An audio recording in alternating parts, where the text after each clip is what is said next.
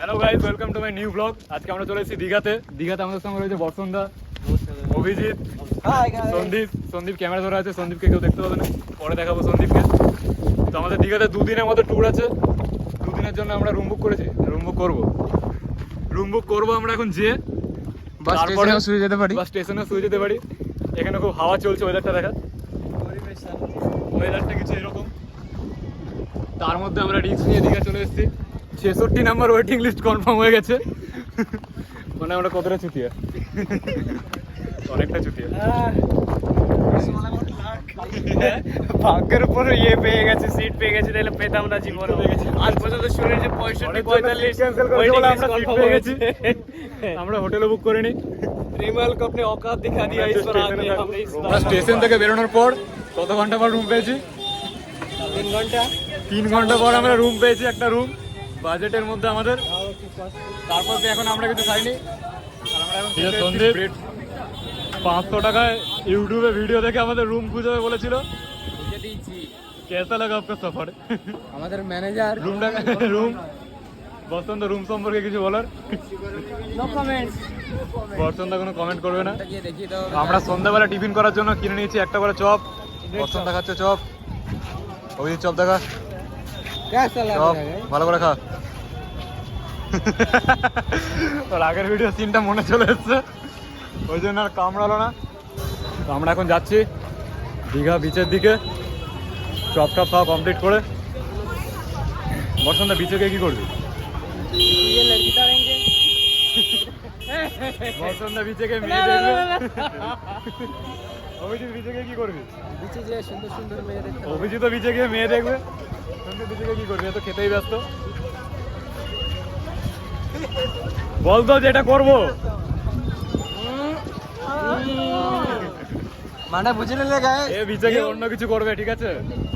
ক্যামেরায় বলতে পারছে না। और क्या कहेंगे बताइए। আমরা পুরো এবারে পিওর মানুষ। सामने जा बता ওই জন্য বলে দিচ্ছি যে আমরা যাচ্ছি মেয়ে দেখতে, ওই জন্য মেয়ে দেখতে যাবো। আশেপাশে আছে কিন্তু কিন্তু সন্দীপ বলছে না, কারণ আছে নিশ্চয়ই কিছু। কিছুটা কারণ আছে। কিছু তো কারণ আছে, বলছে না। ইশারায় বুঝিয়ে দে। তো আমরা বিচের দিকে যাচ্ছিলাম। সন্দীপ রাস্তা চেনে না, ম্যাপ দেখে মনে হচ্ছে আমাদের বিচের দিকে নিয়ে যাচ্ছে। কোন বিচের ছোট পাড়ায় মেলা বসেছে, অনেক দোকান আছে। 12 মাস থাকে। আমি বলছি জন্য কিছু কিনবি? অবশ্যই। আপাতত কেউ আসেনি তো অনেক কিছু কিনবি। সবাইকে কেউ এলেই অনেক কিছু কিনবি। ফাইনালি চলে এসেছি দীঘার বিচে। বসন্তরা অনেক আগে নিচে নেমে গেছে। এত হাওয়া দিচ্ছে কিছু শোনা যাচ্ছে না। দেখে নামবি। হাওয়াটা এত জোরে আসছে, মনে হচ্ছে ঠেলে দেবে। বসন্তদা, সমুদ্রের পাড়ে এসে কেমন লাগছে আপনার?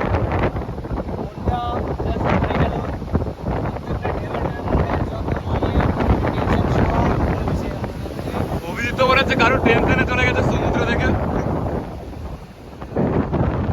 এখনো ডিপ্রেশনে আছে। বর্ষণদা দীঘাতে এসে প্লাস্টিক দেখতে হয়েছে, বসে এসছে।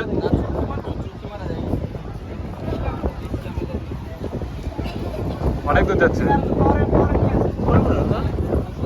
20 টাকা 220 টাকা। ক্লাসটা কত দূর যাচ্ছে তার দাম হবে না? ক্যামেরাটা করলে বলে আমি করে দিলাম। এমনি নেবে? ক্যামেরাটা করলে বলে আমি করে দিলাম। হ্যাঁ দাদা, একবার মারো, একবার মারো দেখি। একবার মারো দাদা উপরে। পুরো নিচ্ছে। বাপ রে, নিয়ে যাচ্ছে। এ অবধি নিয়ে নিচ্ছে বসন্ত, ভালো কিন্তু।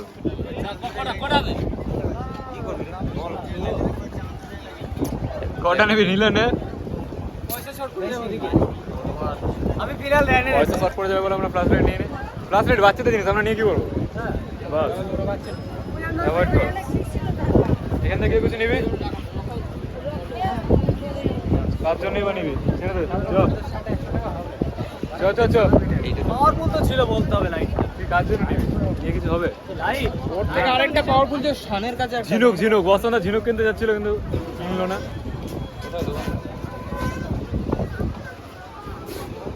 ওই দোকানদার কই? বসন্ত তিমি মাছ খাওয়াবি? এটা কি মাছ? টুনা মাছ এত সুন্দর লাগে না? তিমি মাছ খাওয়াবি তুই? অক্টোপাস কত করে কাকু? 300 আজকে হচ্ছে আমাদের দীঘাতে সেকেন্ড ডে। এখন আমরা যাবো সকালবেলা, স্নান করবো, একটা পার্কে যাবো ঘুরতে। ঘোরার পরে আমাদের ট্রেন আছে 6:25 মতো। 6:25 পরে 6:25 আগে আগে দেখবো আমরা কোথায় কোথায় ঘোরা যায়। তো এটা একটা পার্ক আছে সামনে। কত করে টিকিট? 10 টাকা। মাত্র 10 টাকা করে টিকিট। ফাইনালি আমরা চলে এসেছি সকালবেলা দীঘাতে স্নান করতে। বলো বোটে যাবেন? বাজেটের বাইরে। আর এখানে ভিড় দেখে আমরা এখানে নামতে পারবো। যেতে হবে ওই সাইডে যেখানে ফাঁকা আছে। ফাঁকা জায়গা থেকে যাবো। বর্ষণ দাও স্পিড বোটে উঠে বর্ষণ দাও প্রচুর পয়সা আছে। কত করে নেবে জানিস? কোনখানে যাবি? অভিজিৎ শুধু মেয়ে দেখছে, অভিজিৎ আর কিছু দেখতেই পাচ্ছে না এখন। তো আমরা উদয়পুর বিচের দিকে যাচ্ছিলাম। যেতে যেতে এখানে একটা গাছ দেখা যাচ্ছে। গাছের উপর দিয়ে ঝড় গিয়ে গাছের গাড় বেড়ে দিয়েছে মনে হচ্ছে। প্রতিটা গাছ এখানে পুরো টেরা বেঁকা অবস্থায় বসে আছে, দাঁড়িয়ে আছে। আর এখানে ভিউটা খুব সুন্দর আসছে। যেমনটা ওইখানে অতটা ভিড়ভাড়টা ছিল, এখানে অতটা ভিড়ভাড়টা নেই। এখানে অনেক ক্লিন ভিউ একটা। উদয়পুর বিচটা সামনে দিয়ে দেখা যাচ্ছে। ওই বিচের থেকে উদয়পুর বিচে কম ভিড়। পানিটা ওখানে বেশি অনেকটা নামা যাবে। বর্ষণদা অনেকটা নামবি তো? কতটা নামবি? अंदर तक বলছে বর্ষণদা যাবে গভীর অবধি। আন্দামানি খাওয়া দ্বীপপুঞ্জে যাওয়া যাবে। আমি তো পারে বসে বসে মেয়ে দেখো। বর্ষণ ওই রাস্তাতেই আছে, আন্দামানে পারে বসে বসে মেয়ে দেখো। বলাতে নামতে পারবো। আমরা বিচে স্নান করতে এসেছিলাম। তার আগে টিফিন প্যাক করে নিয়ে এসছে সবাই। এই যে টিফিন, তরকারি, লুচি। কপ করে খেতে তো সবাই টিফিন নিয়ে টিফিন খেয়ে এখন যাবো কোন বিচে? বিচটার নাম কি? উদয়পুর বিচে যাবো। তো আমরা এখন করবো কিছু ভিডিও ফটো শ্যুট। অভিজিৎ ওখানে চিন্তায় পড়ে গেছে গার্লফ্রেন্ডের জন্য। প্যান্ট খুলে সন্দীপকে দিয়েছে ফটো তোলার জন্য। সমুদ্রের মধ্যে নেমে ডিজাইনগুলো কি সুন্দর। অনেক ঝিনুক ধরেছে। এই দেখুন গাইস, কত সুন্দর সুন্দর ডিজাইন। पेचे बसंता किसी पेचे। नमस्कार दोस्तों, मैं हूँ बियर ग्रिल्स। मैं आज को आपको दिखाने जा रहा हूँ कि इसमें ये ना ये खूंखार तूफान से कैसे बच के निकल सकते हैं। কি আছে? সাইড থেকে কাঁকড়া একটা হাতে বেঁধেছিল চলে গেল। কাঁকড়া লেওড়া বলে। এটা আইসক্রিমের ফটো নিয়েছে, কাঁকড়া হচ্ছে দুপুরে গিয়ে বিক্রি করবে বলে। সাদা মাছ মারা কটা কাঁকড়া পেয়েছি দেখা রে। একটা কাঁকড়া পেয়ে গেছে হচ্ছে। কাঁকড়া দেখা যাচ্ছে কামড়াবে না রে।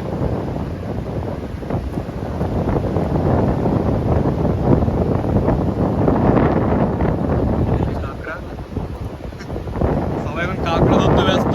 এই যে আমাদের মাছুয়ারা মাছ শিকার করে আসছে। কি কি শিকার করলি রে?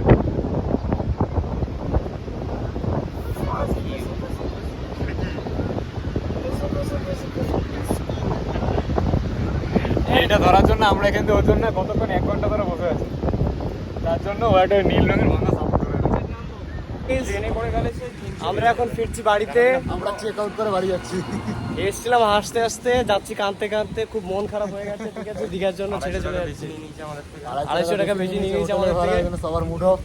সবার মুড অফ। বলছি গান চালাতে, কেউ গান চালাচ্ছে না, শুধু রস টস কিছু নাই শরীরে বেঁচে। ঠিক আছে, তারপর গান চালাবে। এখন খেয়ে যদি রস টস কিছু হয় তাহলে গান চালাবে নাকি? ঠিক আছে, তো আমরা চলে এসেছি টিকিট কেটে পার্কের ভেতরে। 10 টাকা করে মাত্র টিকিট নিয়েছে। পার্কের ভেতরের ভিউটা কিছুটা এরকম। এখনো বিকাল হয়নি, তাতে এত ভিড় রয়েছে। কিছুটা না, যতটা এটাই এতটাই। মানে পুরোটাই এরকম ভিউটা। এখানে একটা পুকুর রয়েছে সাইডে। পার্কের ভিতর ঢোকার পর আমরা এখানে দেখতে পেয়েছি একটা গডজিলা ভার্সেস কং মুভিটা শেষ হওয়ার পর গডজিলা এখানে রেস্ট নিয়েছে বর্ষণদার মতো দেখতে অনেকটা। আমরা পার্কের মধ্যে চলে এসেছি, অনেকক্ষণ ধরে ঘুরছি। ঘোরাফেরা করতে করতে সন্দীপ এখানে দাঁড়িয়ে আছে কখন দোলনায় চাপবে বলে। দোলনা নিয়ে নামছে না ওরা এখনো। কিন্তু সন্দীপ এখনো চাপার জন্য দাঁড়িয়ে আছে। মিনিমাম 10 মিনিট হয়ে গেছে। আমি চেপেই যাবো আজকে। ও চেপেই ছাড়বে, দোলনাতে চাপবেই। চাপবি না যাবি? চাপবি। পাহাড়ের মধ্যে আমরা অনেকক্ষণ ধরে ঘুরছিলাম। ওইখানে আমরা দেখতে পেয়েছিলাম পাহাড় না সরি পার্কের মধ্যে আমরা অনেকক্ষণ ধরে ঘুরছিলাম।